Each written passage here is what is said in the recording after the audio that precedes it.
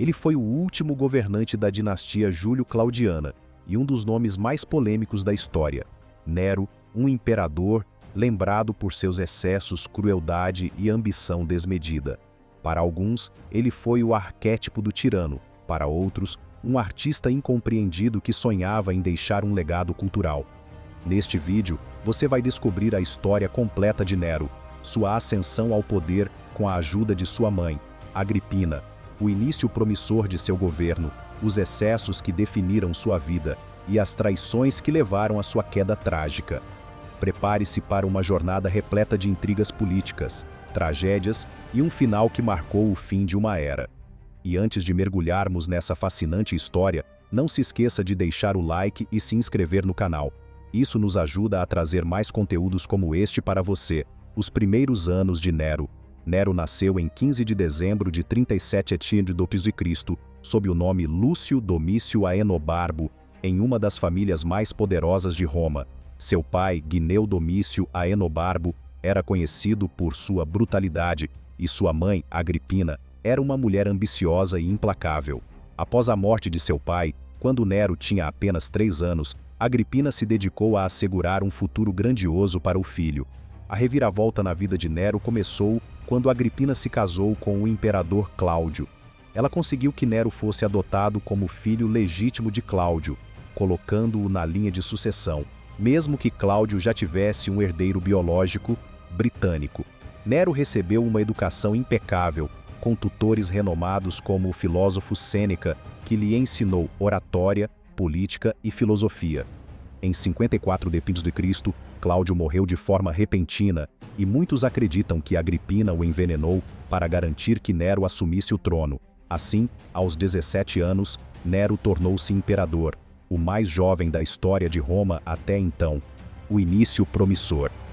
Os primeiros anos do reinado de Nero foram considerados promissores. Sob a influência de Sêneca e do chefe da guarda pretoriana, Burrus, Nero governou com prudência e justiça. Ele implementou políticas que beneficiaram as classes mais baixas, reduziu impostos e promoveu competições artísticas e esportivas em Roma. Nero parecia disposto a construir uma nova imagem de imperador, mais próxima do povo. Ele frequentemente caminhava pelas ruas de Roma e assistia a espetáculos ao lado dos cidadãos comuns. Durante esse período, ele era visto como um jovem líder com potencial para transformar o império. No entanto, sua relação com Agripina começou a se deteriorar. Acostumada a controlar o poder por trás do trono, Agripina começou a perceber que estava sendo deixada de lado. Ela tentou manipular Nero, mas ele reagiu, afastando-a de qualquer influência política. A transformação. Com o passar do tempo, Nero começou a se afastar das ideias de Sêneca e Burrus, e seu comportamento tornou-se cada vez mais errático. Ele abandonou o governo para se dedicar às suas verdadeiras paixões, música, poesia e teatro. Nero adorava se apresentar como cantor e ator, o que era escandaloso para a elite romana, que via essas atividades como inadequadas para um imperador. A ruptura definitiva com Agripina ocorreu quando Nero ordenou sua morte.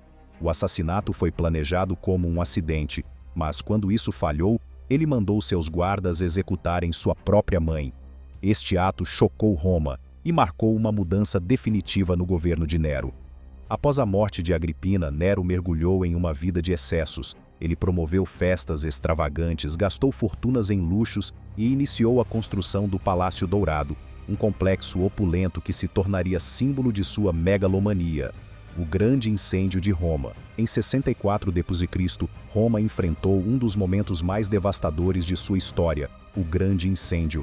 As chamas destruíram grande parte da cidade, deixando milhares de desabrigados e gerando descontentamento generalizado. Embora as causas do incêndio sejam desconhecidas, muitos acusaram Nero de ter iniciado as chamas para abrir espaço para expandir o Palácio Dourado. A famosa imagem de Nero tocando lira enquanto Roma queimava tornou-se um dos mitos mais conhecidos da história. No entanto, não há evidências concretas de que ele tenha estado envolvido no incêndio. Para desviar as acusações, Nero culpou os cristãos pelo desastre, iniciando uma das primeiras grandes perseguições contra essa comunidade. Ele ordenou a execução de cristãos em massa, muitos deles queimados vivos ou lançados aos leões no Coliseu. A queda de Nero. Os últimos anos do reinado de Nero foram marcados por revoltas e conspirações. Ele perdeu o apoio do Senado, do exército e até mesmo do povo romano. Em 68 d.C., uma série de revoltas lideradas por governadores provinciais como Galba, na Espanha, desafiou sua autoridade.